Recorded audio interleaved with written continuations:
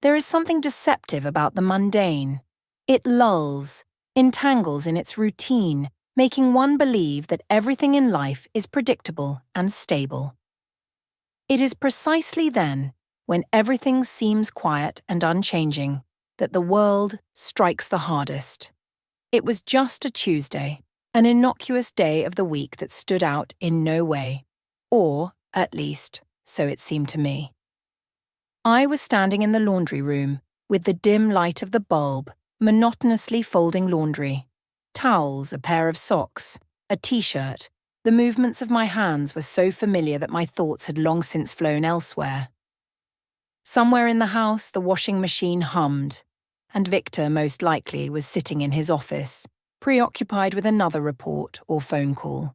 The house lived its usual life devoid of sharp contrasts, but something changed when I stepped into the hallway with the laundry basket pressed against my hip. The sound of water from the shower, distant and muffled, sounded almost like background noise until I noticed the bathroom door suddenly opening. At first, I saw the light cold and harsh cutting through the semi-darkness of the hallway. Then, him. Evan. He stood in the doorway, fresh out of the shower, water dripping from his hair, running in streams down his shoulders. His body glistened in the damp light, his skin shimmering in this wrong silence.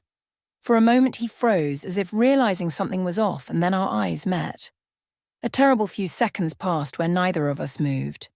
I wanted to look away, but I couldn't. It was like a collision of two worlds that shouldn't exist together.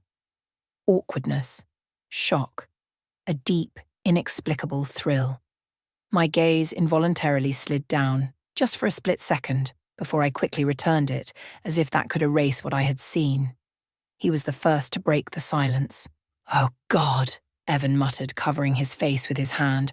"I forgot my towel." The words sounded so banal, almost comical, that I nearly laughed. "It's okay," I blurted out, even though we both knew it was a lie. I stepped back, my fingers clutching the basket so tightly that my knuckles turned white. I didn't see anything. But even as I said it, the words betrayed me. I had seen, and he knew it too. "I thought no one was home," he continued, now hurriedly wrapping the towel around his waist. His face was crimson, his hair plastered to his forehead, and his eyes avoided mine. I waved my hand towards his room as if that could explain why I was there at that moment. "I'll go." I hurried away, my heart pounding so loudly that it seemed to echo down the hallway. I didn't realize I had left the laundry basket behind until I reached my room. Inside, everything was shaking. It was just a moment, a fraction of a second, an accident that should have dissolved like smoke. But for some reason, it lingered, embedded in my consciousness like a shard that couldn't be removed. Later, at dinner, when Victor was talking about his new deal, I barely listened. The tension in the room was thick, even though Victor, as always, noticed nothing. Evan sat across from me, avoiding my gaze, holding himself too straight, as if his salvation depended on it. I thought this incident would be forgotten, that it was just an awkward moment we both could ignore. But something inside me had cracked. It was as if this Tuesday had changed not just the day, but the entire reality I lived in. And I didn't even know why. After that Tuesday, the house seemed to sink into a strange, anxious silence. Victor, as always, was consumed by work, leaving behind a faint scent of coffee and cologne mixed with the leather of his briefcase. But now every appearance of his caused me nervousness, as if he could sense the thin, almost invisible tension that had begun to grip the house. Evans had changed too. He tried to keep his distance, avoided kitchen conversations, and only appeared when he knew we wouldn't cross paths in the hallway. This couldn't last long, but we both pretended everything was fine, creating a fragile illusion of normality. Only once, late at night, the illusion cracked. I couldn't sleep. The clock on the bedside table showed 2:14, and the house was enveloped in complete darkness. The hum of the refrigerator came from the kitchen, disrupting the perfect silence. I went downstairs, not turning on the light, and reached for a glass of water. As soon as I set the glass on the counter, I heard footsteps behind me. My heart sank. "Can't sleep," came the familiar voice.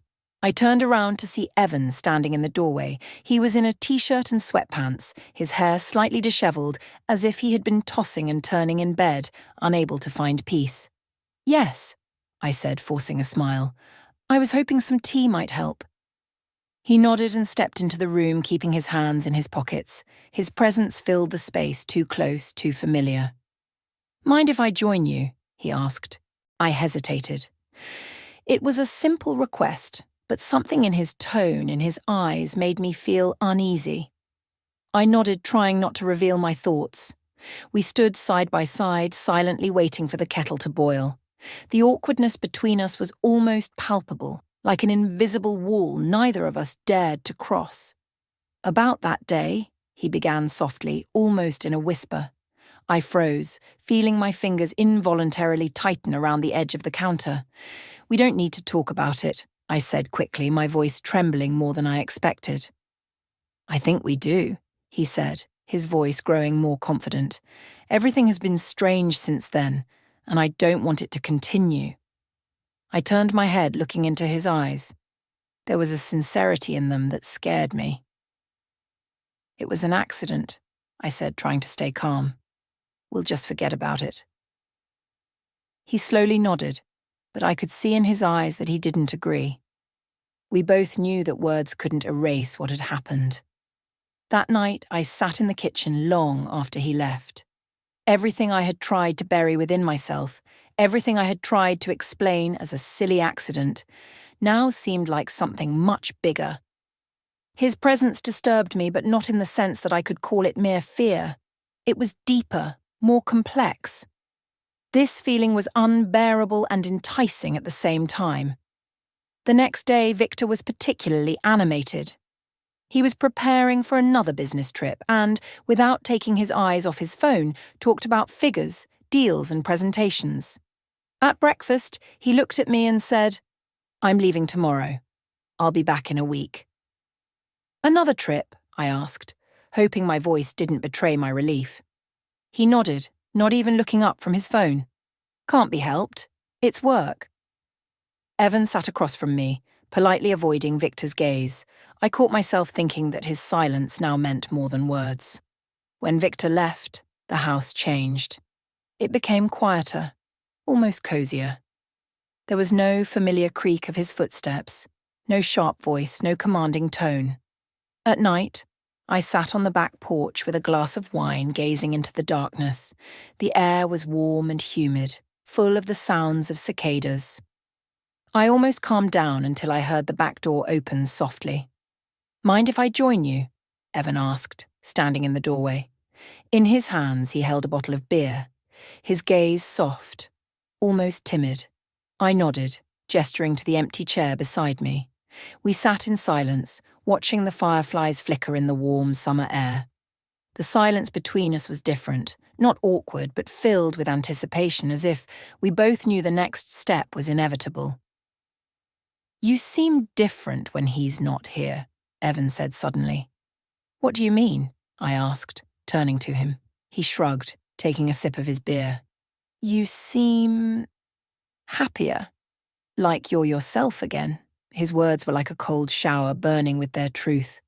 I turned away, trying to hide the tremor in my voice. "Don't talk nonsense," I said, trying to laugh it off. "It's not nonsense," he insisted, his voice soft but persistent. "You deserve to be happy, Lily." I couldn't respond. His words kept echoing in my mind as I looked into the darkness.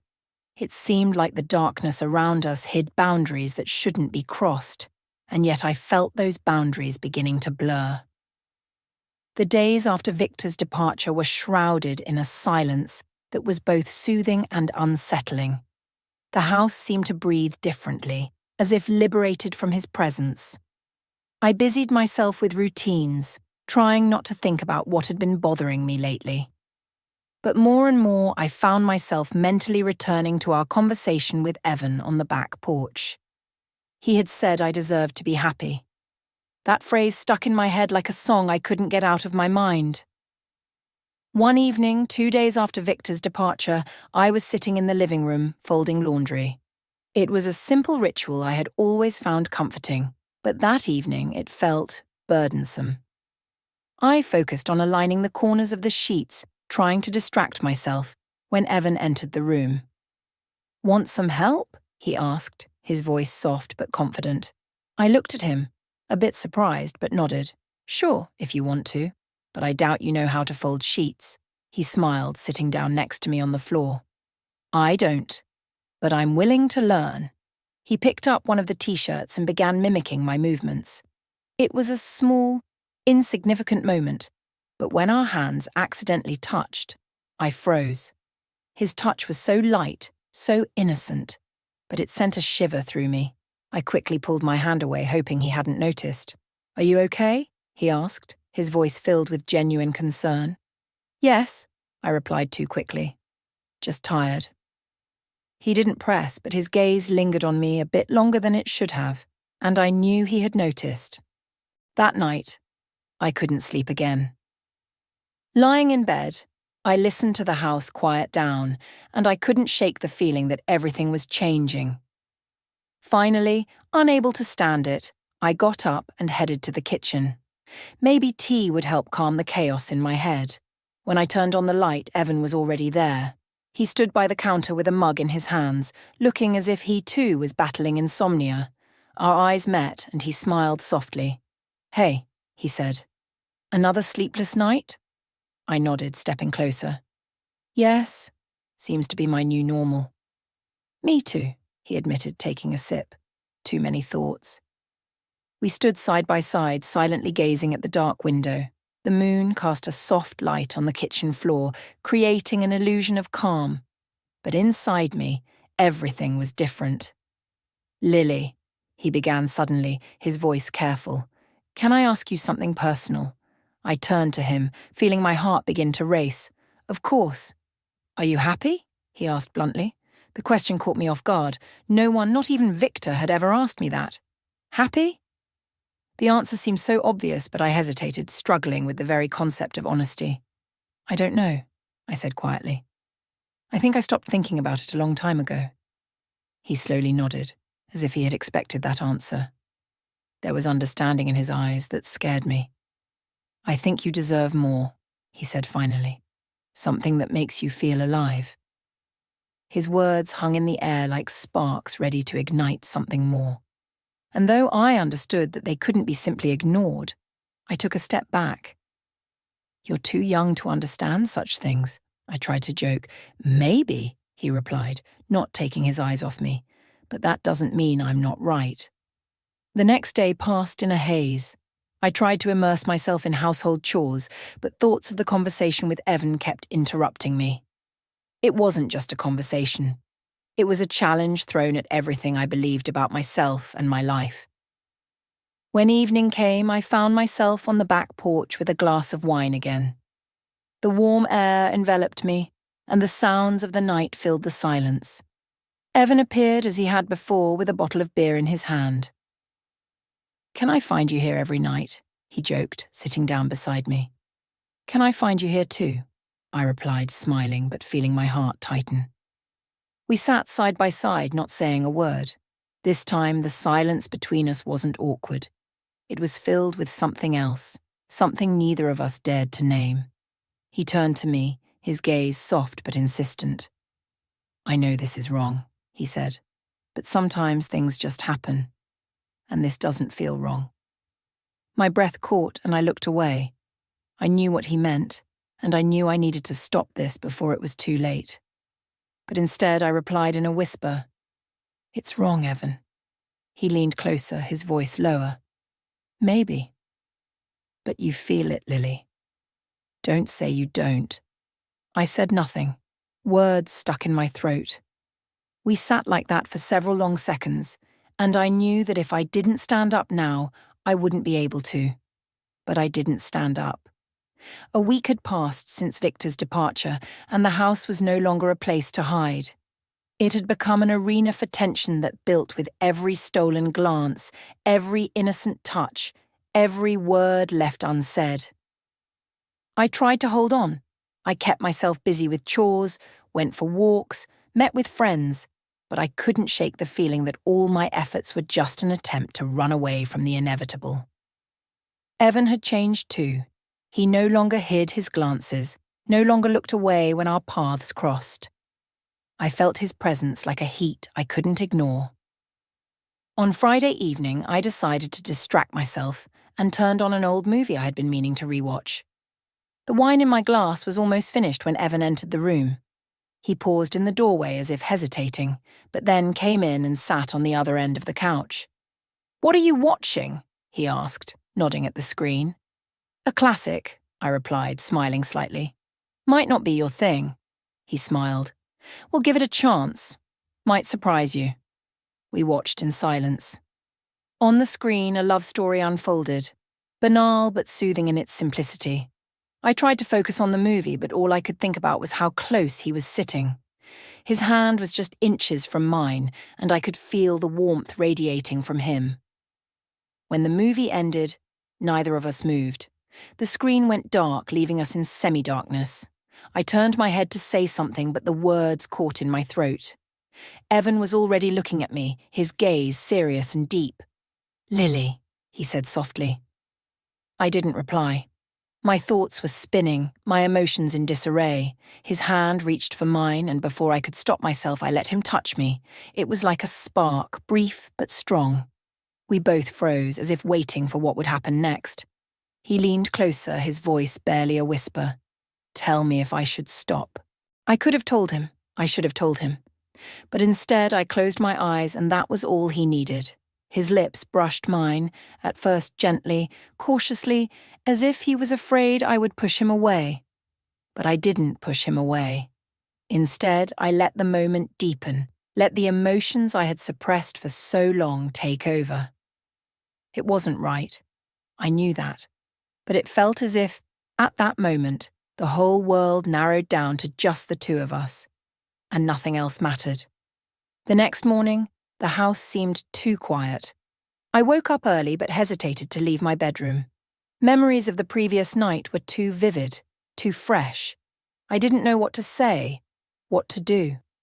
It was as if the reality I knew had been erased and replaced by something I couldn't control. When I finally emerged, Evan was in the kitchen, pouring himself a cup of coffee. He looked up when I entered, and his face lit up with a soft smile. But I couldn't return it. My heart tightened with a sense of guilt that washed over me in waves. "Good morning," he said carefully.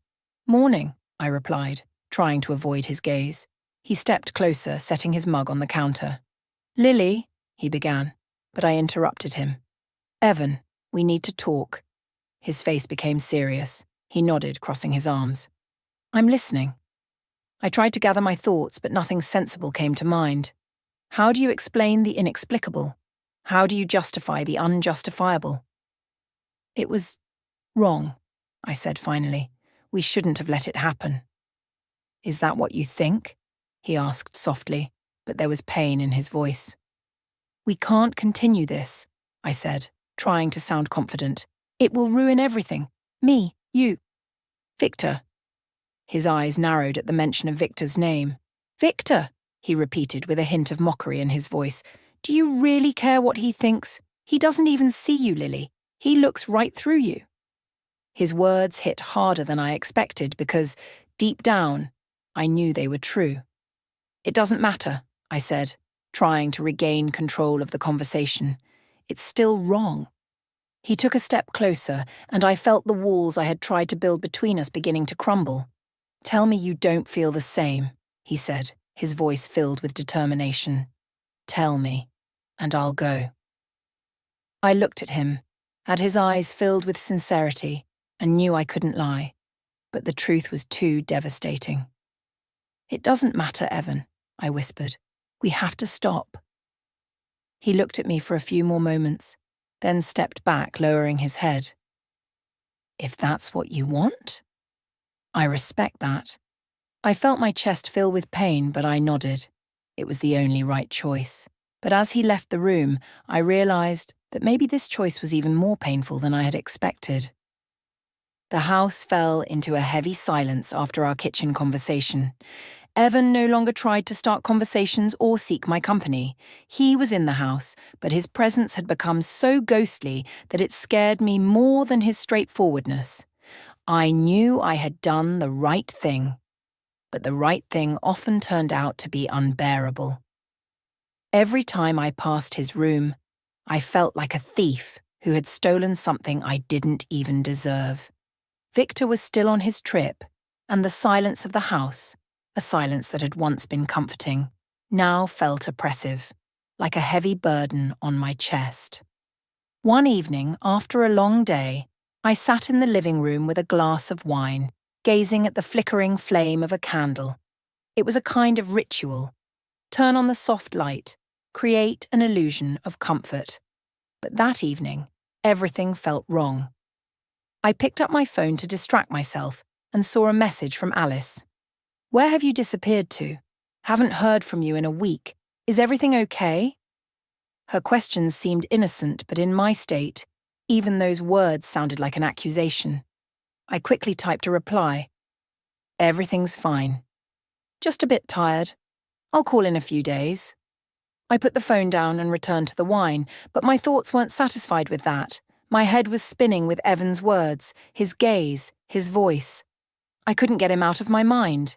He had become a ghost that haunted me at every step.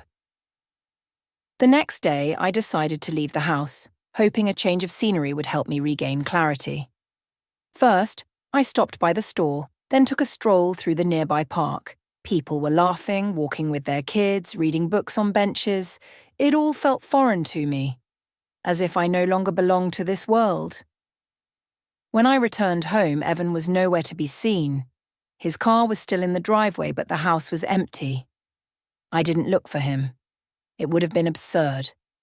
I had to get used to his absence, just as I had once gotten used to Victor's emotional detachment. But late that evening, as I sat in the kitchen with a cup of tea, I heard the front door close softly. Footsteps approached, and soon Evan appeared in the doorway. He looked worn out, his hair slightly disheveled, and his face reflected a mix of fatigue and determination. "Lily, we need to talk," he said directly. My heart sank. I knew this conversation was inevitable, but I had hoped to avoid it a bit longer. "Evan, I think we've said everything," I replied, trying to keep my voice steady. He shook his head, stepping closer. "No, you said everything. I've just been silent, but I can't keep it in anymore." I set the cup down, feeling a growing unease inside me. "What do you want to say?" I asked, though deep down I already knew the answer. He sat down across from me, looking me straight in the eyes. "I can't just forget this, Lily. I've tried, really, but it's only getting worse." "Evan," I began, but he interrupted. "Please, just let me finish," he said, his voice filled with desperation. "I know this is wrong.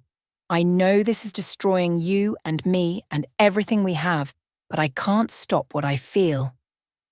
I froze. His words were tearing me apart inside. I couldn't find the strength to stand up and leave, but staying was impossible. "It's not simple, Evan," I finally said, my voice almost a whisper. "It's never been simple."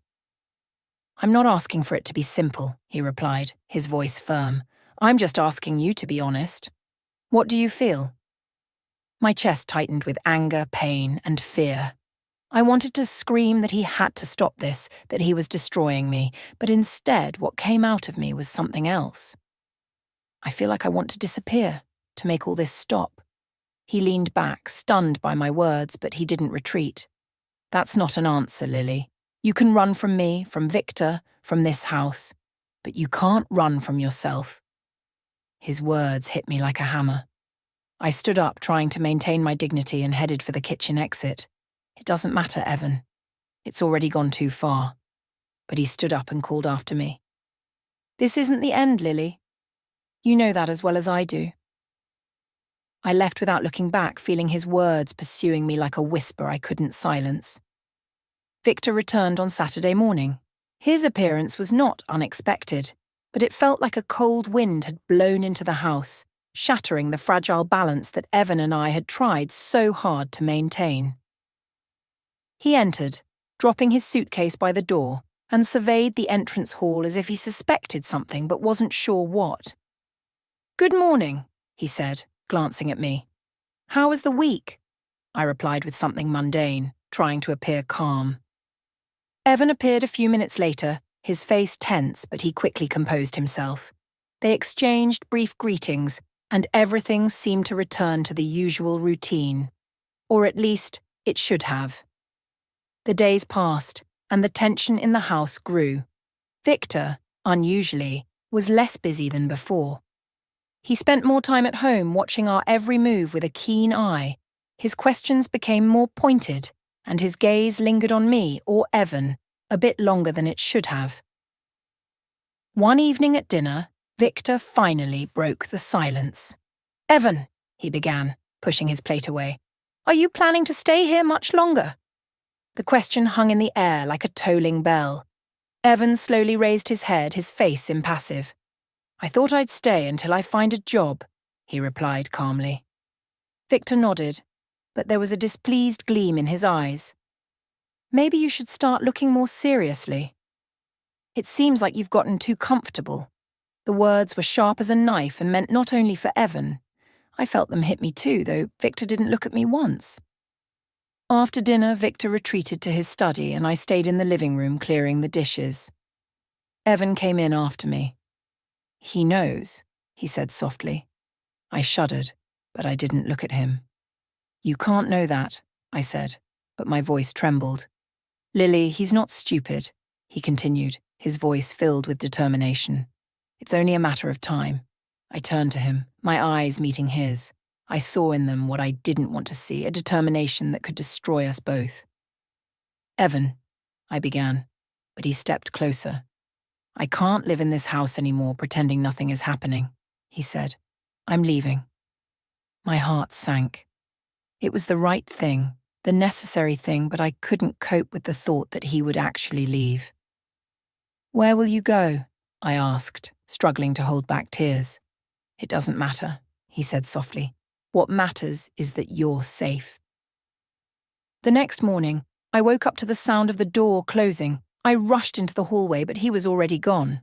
On the table in the living room lay a note. "You deserve more than this life, Lily. Please find a way to be happy." A double quote. I sat on the couch holding that piece of paper and felt a wave of relief and bitterness wash over me. He had left. He had done what I couldn't. And now everything depended on me. Victor, of course, noticed his absence. At dinner, he finally voiced his suspicions. "He left because you asked him to?" he asked, his voice cold. I looked at him, not knowing what to say. Lies no longer made sense. "He left because it was the right thing to do," I replied. Victor looked at me for a long time, then sighed heavily. "I don't know what's going on here, Lily," he said, "but it feels like I lost you long before this." His words were the truth I couldn't deny. Our marriage had long been a shell, empty and cold. "Maybe," I said softly, "but Victor, I think this is the end. For both of us." He didn't reply. He just stood up, took his coffee cup and went to his study. A month passed. I sold the house. Victor agreed to the divorce without further questions. It wasn't a victory or a defeat. It was liberation. I moved to a small apartment in another city where no one knew me. Sometimes at night I thought about Evan, his smile, his words that had turned my life upside down. I didn't know if I would ever see him again, but one day, opening the mailbox, I found a letter. "Lily, I don't know where you are now, but I hope you found what you were looking for. If you ever want to talk again, write to me. The address is enclosed. Evan." I folded the letter and smiled. Maybe this was the end of one story, but not the end of mine.